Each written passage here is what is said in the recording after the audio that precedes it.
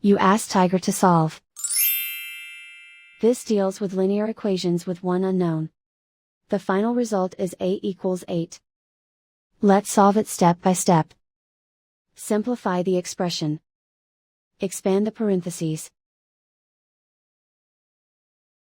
Multiply the coefficients.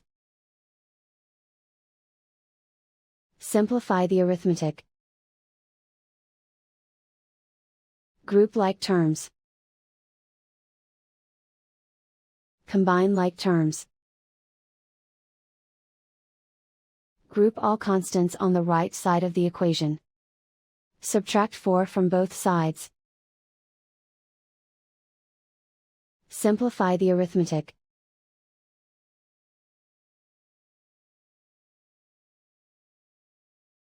Isolate the a. Divide both sides by -22. Cancel out the negatives. Simplify the fraction. Cancel out the negatives.